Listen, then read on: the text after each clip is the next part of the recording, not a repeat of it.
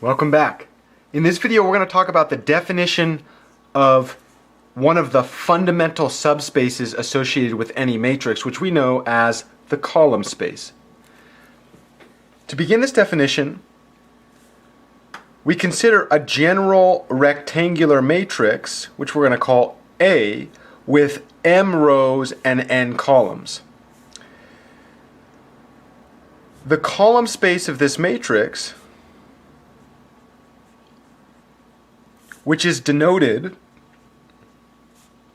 as the column space of A. So we write C-O-L, C capital, O lowercase, L lowercase, parentheses A. That is read, that notation is read,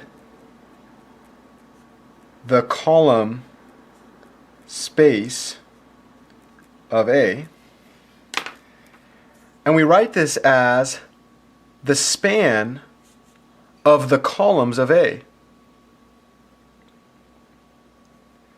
We're going to go ahead and write out all the columns at first, and here we're using the famous MATLAB colon notation that we've adopted in this class.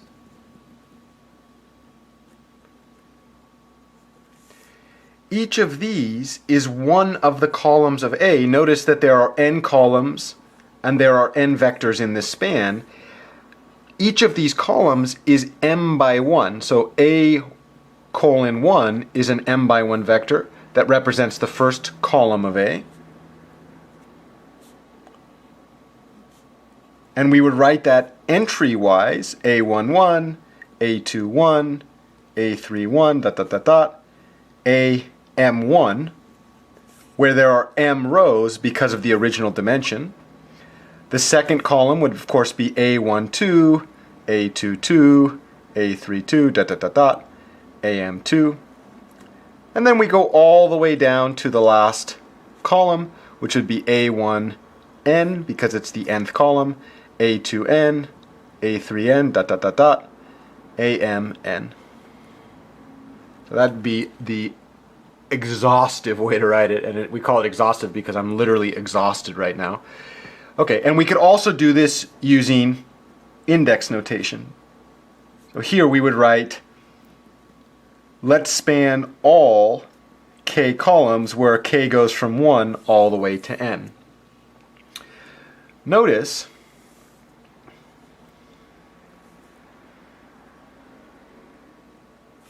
that each column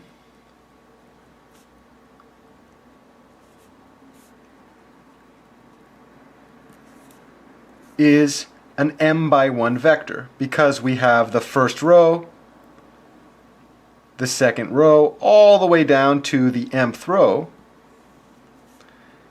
This is an m by 1 vector for all columns, right? Which means that the column space, the set of all vectors that can be created taking linear combinations of the columns of A, must be in Rm. Because we're taking linear combinations of vectors that are of size m. Okay. So this is what we call the column space, and I think it is really interesting to note that the column space is very much related to a paradigm that we've spoken about earlier this quarter.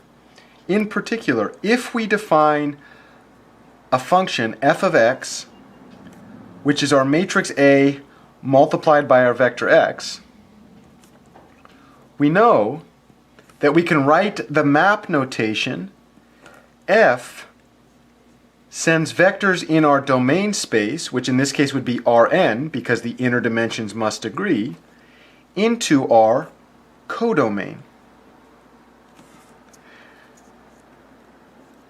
Well, this is the output space. This is the space in which the column space lives, and we know something more than that. The range of this function would be the set of all B, element of Rm, such that B is equal to A times X for some x in Rn. So in particular, to produce the range, what we would do is just run through every single possible input vector and see what hits the wall. We would just run through every possible input, get all these. But this is exactly the span of the columns because each input vector gives you a linear combination. So this must be the span of the columns of A, and we just said that this is our column space. We're going to see that this is a huge idea.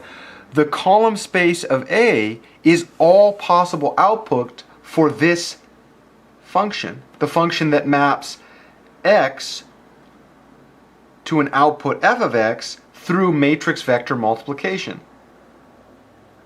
This will be extremely useful in contextualizing when do linear systems problems have a solution, when do they not have a solution, and in particular, when should we solve a stated ax equal b problem using least squares technology.